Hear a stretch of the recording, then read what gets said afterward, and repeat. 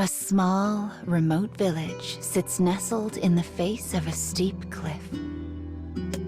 And in it, there once lived a young girl. She always sulked as she watched the village children playing outside her window. She wasn't sick. Instead, she had a mark on her leg that made her different. Her parents told her to hide the mark. If she did not, they would not allow her to go outside. But the mark was a part of her. Each time they told her to hide it, it was like they were asking her to deny her very being. The girl hated the thought of hiding it, and the more they told her to, the harder she resisted. She and her parents had been having this fight for several long years now.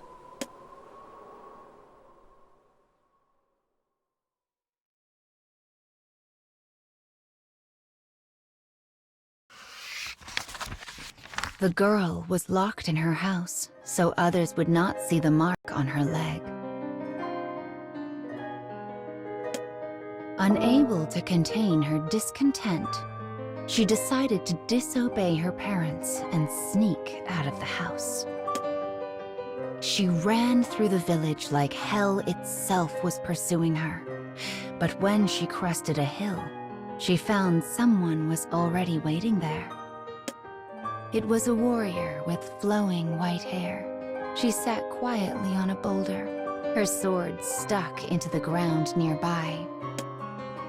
Her pale skin was crisscrossed with wounds, as though she had just finished a battle. But it was the warrior's left side that truly drew the girl's attention.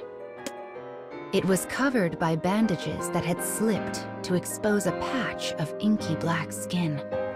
Skin that looked like a larger version of her own birthmark. "She's just like me," thought the girl. Suddenly, she felt a deep ache to be like this woman, a person who did not even flinch when someone stared at her mark. "I want to be like you," said the girl. As the woman turned to look at the girl, her gaze fell on her leg. A curious mixture of sadness and anger flitted across her face like a wraith in the dark. "There's nothing good in a life like mine." This said, the warrior turned away from the girl, as if she had never noticed her in the first place.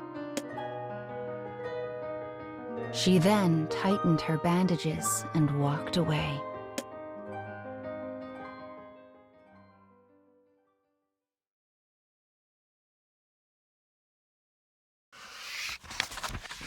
After parting ways with the warrior on the hill, the girl returned home.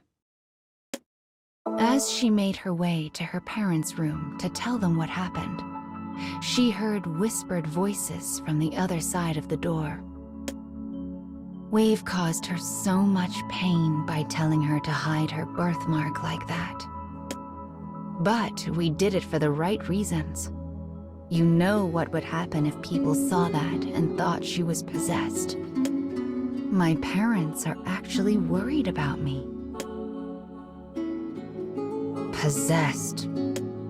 When she heard that word, the girl recalled a conversation she had with her parents when she was but a child. It was a story of a warrior who had been cursed by a shade and turned into a monster, and about how horribly she had been treated in this very village. The girl remembered the mixed emotions on the face of the woman she met earlier. She had lived through things the girl could not even imagine. Feeling ashamed for imposing her own desires on the warrior, she began to think about the hidden meaning behind the woman's expression.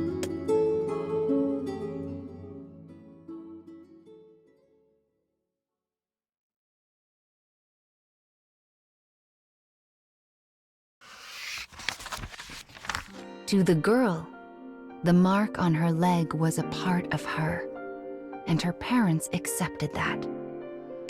But if the other villagers saw it, terrible things would surely come to pass. And not just to her, but to her parents as well. Caught between her parents' love and her own pride, the girl was in anguish.